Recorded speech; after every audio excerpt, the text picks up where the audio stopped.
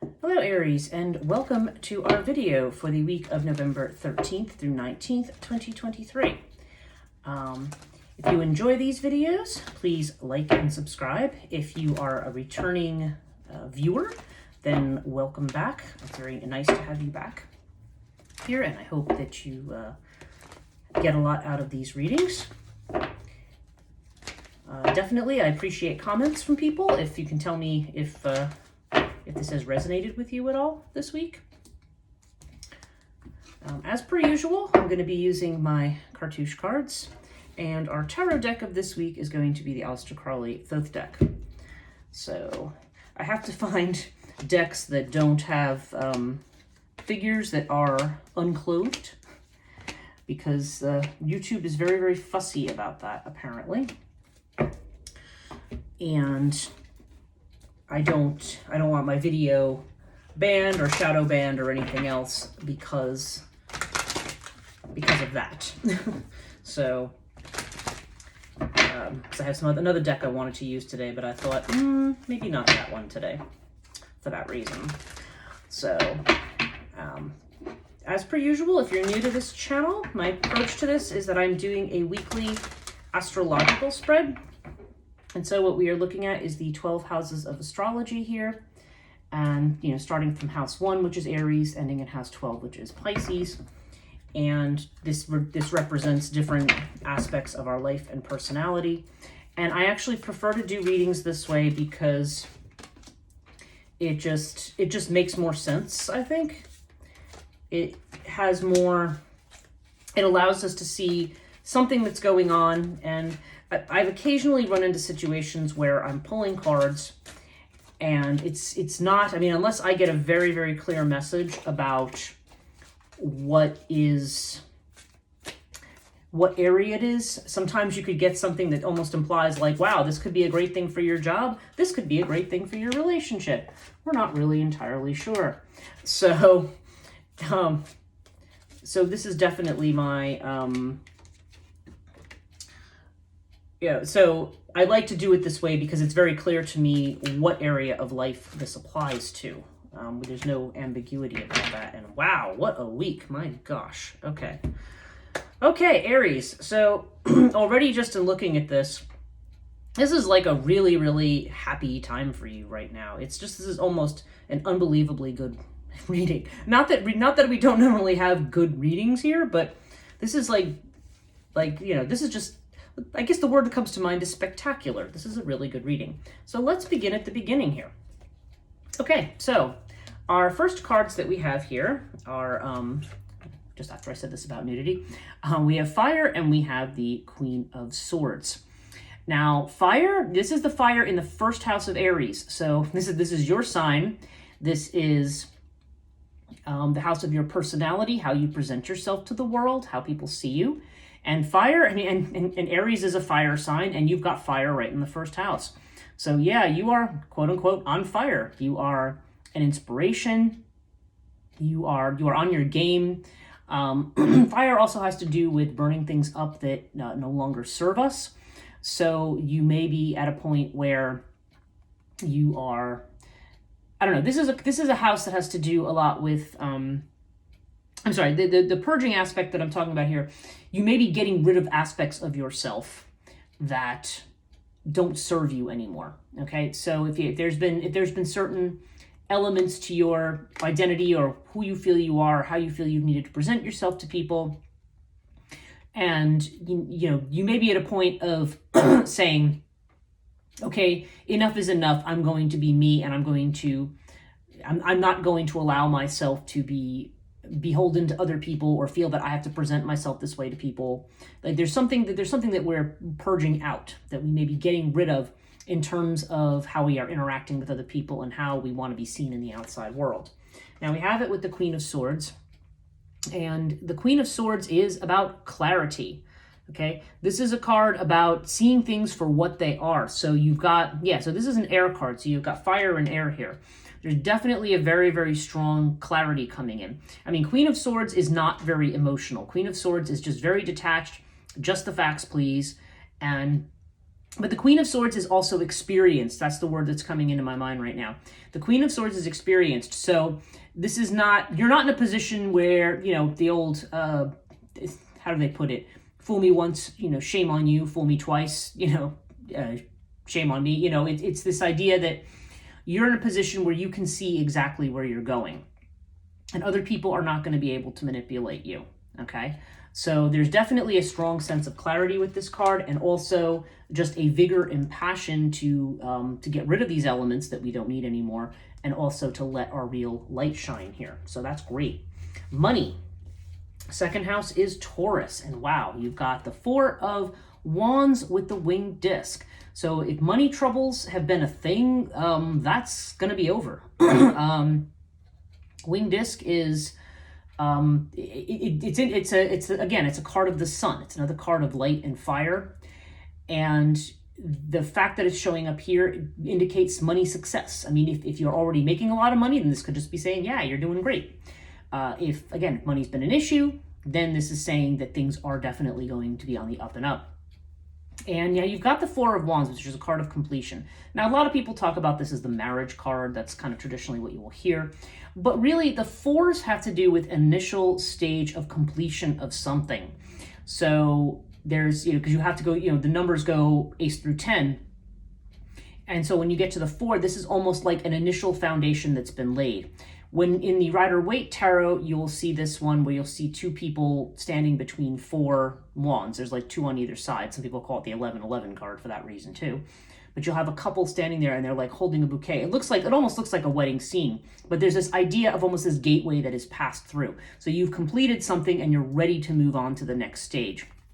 So there's definitely this sense of moving on, moving up, and being able to satisfactorily complete something that has been perhaps, it could be a financial obligation, it could be a debt, it could be just some past situation that now you've satisfactorily completed, and you know, we're ready to move ahead here. So that's great news for money, especially if there's been money troubles. Third house has to do with Gemini energy. So this is communications, this is short journeys, stuff. Sometimes it's also the house of siblings, your neighbors, community, and also self-effort. So if you're in your own business, this would apply here as well. Okay, so we have Anubis, again, with the Six of Wands. This is a card of recognition, okay? Now, this seems to indicate Anubis is really about protection, okay? So when Anubis comes up, it's this idea, if this is in the house of communication, you may be protecting yourself, you may be, you know, trying to, as they say, gain control of your doorway, not wanting to let too many people in through that doorway. You know, there's definitely a sense of wanting to maintain a safe space or a boundary, okay, with this card. So you may have had some things that have happened maybe in the last couple of months that make you feel like you kind of need to pull back and protect yourself a little bit. Now, that doesn't necessarily mean you've not been communicating, but it can also mean that you just kind of feel like you want to keep some polite space between you and other people. This can also, as this is a house of short journeys, this could also mean a short journey of importance, because Anubis does have to do with travel. Now with the Six of Wands here's the card of victory. And yeah, this is a card of recognition. Again, very similar in a certain sense to the Four of Wands. There's this idea of being recognized for what you're doing. So to me, if this is a business thing, if this has to do with social media or something like that, there's this idea of being seen by people and being seen as a leader, okay? So this is good. This is being seen in a very positive light, people looking to you, looking up to you. So, so I don't know, maybe that's where the protection element comes in, or maybe this is why you might be doing some local traveling of some kind. But there's definitely this, you know, we might just feel this need to navigate a certain space where maybe we're getting more attention for something than we expected, and so now we're trying to mediate that. You know, go with the flow, mediate it with a sense of humor, because Anubis is associated with that as well. And Anubis is just generally the guide through potentially difficult situations. So I feel like this is saying that in this element of being recognized, that you are in fact protected. So I feel like that's the kind of overall message there. Okay, fourth house is Cancer energy. And Cancer has to do with our home, our environment. can have to do with your physical home, or your domestic space, whatever that is. Or it can have to do with how you feel at home, because obviously feeling at home is something you carry with you. It doesn't necessarily have to do with a building, okay? And for some people, it could have to do with the mother as well. Okay, so now we've got Urias. Now, Urias is interesting because this indicates something unexpected, and we have it with the Knight of Cups. So I'm reading this as an unexpected invitation. And for some people, this could be a love invitation, or at least something very strongly emotional. And it's showing up here. So I don't know, for some people, this could be saying, well, there could be an invitation to move or to go somewhere, because again, this is about your home and your home space. Or it could be an invitation to do something with your home, maybe that you've wanted to do. But I don't know. Knight of Cups to me has this strong, it's almost a strong element of, like, being asked on a date kind of a thing. There's a strong emotional component to it, a strong relationship component to it. But also, in my experience, it doesn't have to be about that. It could just be that you are given some kind of an invitation that is certainly emotionally satisfying or pleasing, and it does seem like it's going to come out of nowhere. Okay, so there may be some unexpected messages here, and this is around the area of your home and your home environment. It also could have to do with your security, in the sense of, again, if there has been any worries about finances or some other aspect of your personal stability, this could be an unexpected invitation that comes that helps provide a solution to that. Okay, 5th house is Leo energy. And wow, again, you've got the Leo card in the Leo house. Horus is associated with the sign of Leo. And Leo, it rules children, love affairs, creative projects, things like that, leisure time, things you do to go out to have fun, and so forth. And okay, so we have the Prince of Discs here, or the Prince of Pentacles, which is roughly the equivalent to the King of Pentacles in the more mainstream way of talking about it with decks. And with Horus, this could be a specific person. So for some of you, if you are looking for a relationship or thinking about a love affair, this could be an Earth sign person. Could be someone with dark hair and dark eyes, something like that.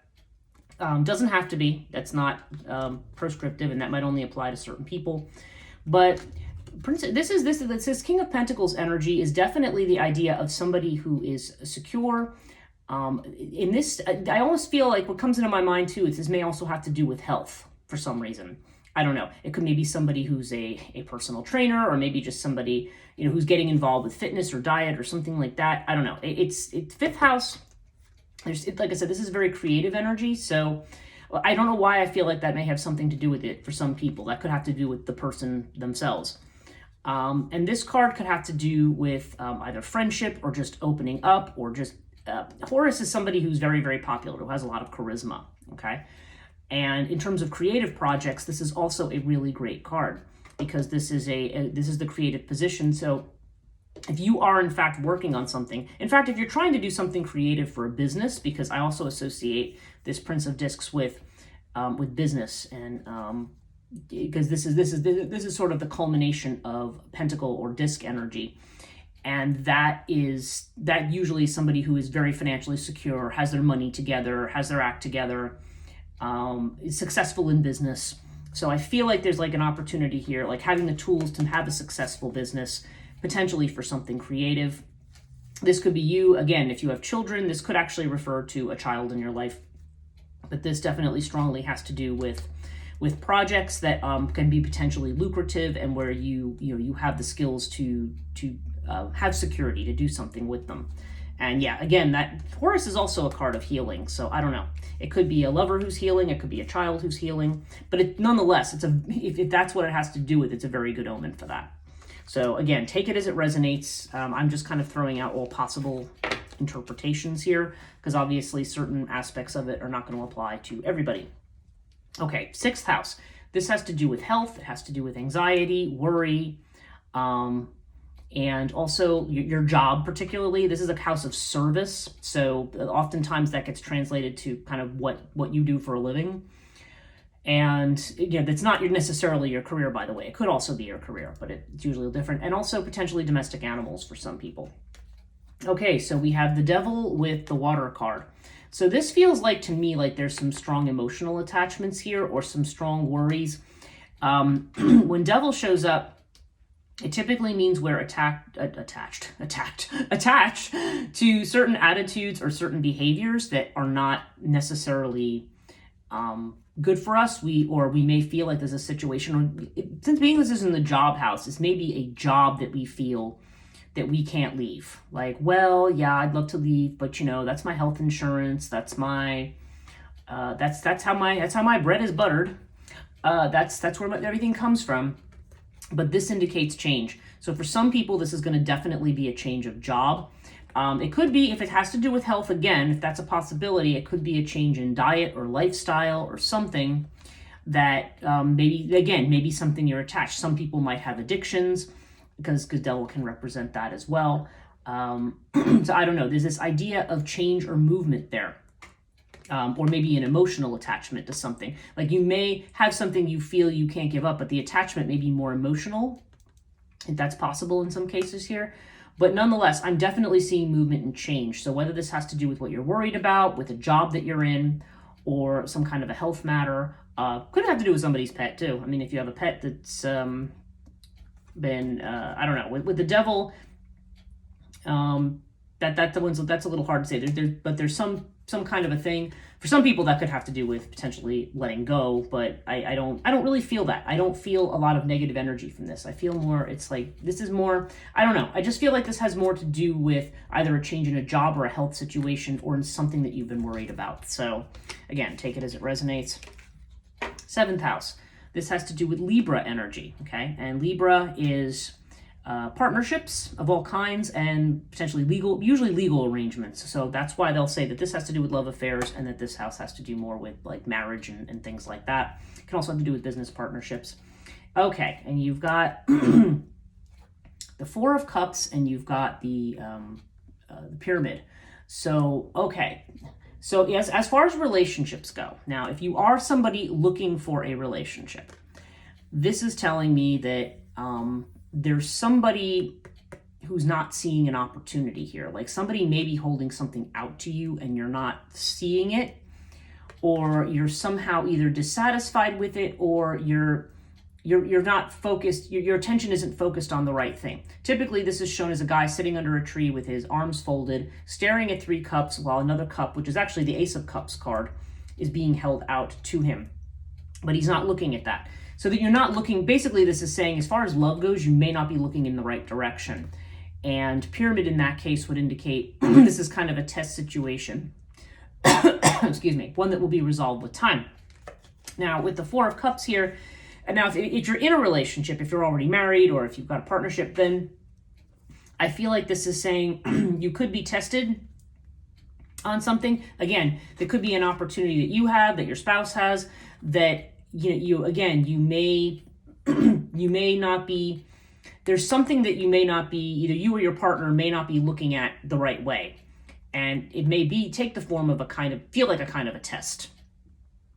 But this is suggesting that, you may need to look at something differently. Like look at what's being offered here, or look at what is, what's, I'm trying to say this correctly.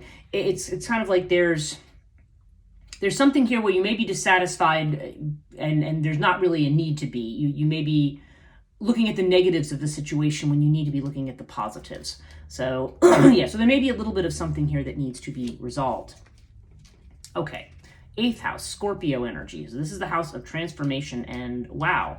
Okay, we've got Scarab and we've got the 10 of Cups. Now the 10 of Cups is this is one of the wish cards. And this is coming in, so you've got this card of change in the house of transformation. So that's huge. This is like a massive transformation. Like this is not something small scale. This is not just some little thing. This is massive change here. And with the 10 of Cups, this could have to do with family, but it just has to do with community, with happiness, with just getting. This is the 10s are the culmination. This is something that you wanted. Okay. So now it just seems like things are changing in such a way that you can finally reach this point of culmination. Whether family has to do with it or not, I'm not sure. This is the house of transformation, also other people's money. So I don't know, that might be a factor here, especially when we're seeing stuff over here. It could be that there's money coming in from somewhere. Maybe it has to do with family, maybe it doesn't, but yeah, but there's definitely this this sense of, I mean, this is fantastic. I mean, as far as changes go, yeah, you're going to have a big change and it's going to get you exactly what you wish. So that's just really good. I have nothing else to say about that. Ninth house is Sagittarius. This is about expanding your horizons. It can be long distance travel, it can be education. Yeah, and for some of you, you have both. This will be higher education for some people. So it could either be working in higher ed, or it could be going back to school, or just, kind of focusing on, the deeper things, or resolving deeper problems. Both has a lot to do with karma and with timing as well. So you may be, something may be just coming up at the right time, or you may be coming to some kind of, you may be coming through some kind of healing or realization. And you have it with the sun. And the sun, again, one of the happiest cards in the deck. This is the happiest one. 10 of Cups is the second happiest. So there you go. But this illuminates everything around it. So the fact that I'm seeing it with this indicates to me something being clarified, something being made clear to you. What's jumping into my head is something about your destiny is being made clear to you. For some of you, this is going to involve travel, or it's going to involve more schooling, or about rethinking your philosophy of life, or your beliefs or something. But there's going to be something really important here that's going to be made clear to you. So again, take that as it resonates. 10th house is Capricorn. And wow, again, you've got the Bastet, which is the happiness card, okay? This is a card, certainly when it comes to a job or a job situation, you want to follow your instincts, but there's definitely the sense of socializing in the environment. For some people, this literally is working in the arts, because like music, dancing, things like that, there's definitely a sense of that here. And you've got the 10 of Pentacles, again, the culmination of the Pentacle suits, at least in terms of the numbers. So this indicates big money coming in, okay? I mean, 10 of Pentacles can be a card of legacy as well. And I said, we're seeing that kind of there, but in this house, I just feel like this is like an opportunity not only to be seen for your talents, but also an opportunity to make a lot of money. So this is a fantastic card to have in the house of Capricorn, because it's double earth energy here. And this just indicates certainly, not only being able to do creative things, but being able to enjoy yourself, being able to relax. And there's always the thing of giving other people their due. There's kind of this give and take, but I don't know why. I feel like for somebody who's watching this has to do with the arts in particular. Like I said, music, dance, something like that. Again, that's not going to apply to everybody. That's a specific message, but that is coming up there. 11th house, this is your friendships, hopes and wishes. Okay, so here's where we see just a little bit of a slowdown. I mean, this is the Aquarius card in the Aquarius house. So this indicates innovations, new ideas, new ways of approaching your goal. Sirius does involve work, though. This is a card of hard work, and we have it with the Knight of Pentacles, or the Knight of Discs in this one. And this card really is about slow and steady wins the race. So I feel like you are going to be trying some new ideas that are going to start building up your personal security and your personal wealth. This is definitely, and the fact that this is also about friendships, this could also have to do with a friendship or partnership that maybe is developing in some fashion that's very slow and steady. You may need to think outside the box, or may need to think differently about some things. And, there could be some mental gymnastics too, as well as potentially physical, but I just feel like this is the idea that you're putting work into something and to have it grow. But it is telling you it may grow slowly, but slow and steady is the way to go. Okay, and finally, 12th house here. This is Pisces energy, and yeah, you've got double Pisces. This is like a really, it's great just from the point of view of everything is kind of exalted and in its position. Okay, your fears here with the High Priestess and with the Nepenthes card, it's very clear. The fear here is of the unknown, of what you're not able to see, of what you can't see yet, okay? But the Priestess indicates kind of an inner wisdom, as does Nepenthes. So really, there's definitely a sense here that you want to listen to your intuition. There may be some of this that's not apparent to you yet. And you may be afraid, like, oh, but, I'm afraid, what if this doesn't, what if I think this wonderful thing isn't going to come out the way I want? Really need to get rid of those thoughts. This is definitely telling you that, that's more of a fear. That's more just a flat out fear of the unknown. and that you've got all of this stuff working in your favor, and the things you're not clear about, you're going to be clear about. And overall, wow. You've got the lust card, and you've got the Ankh, and the Ankh is another card potentially of lust. So I don't know. To me, this is kind of showing up in the center point. This is like a lust for life. Lust is also the equivalent of the strength card. So this could be some area in which you've held back, but I feel like there's an energy that's no longer going to be held back. And there's a chance here for you to really get what really makes you happy and what really makes you tick and what you really love out of life. So I don't know what else to say, Aries. This is a fantastic reading for this week.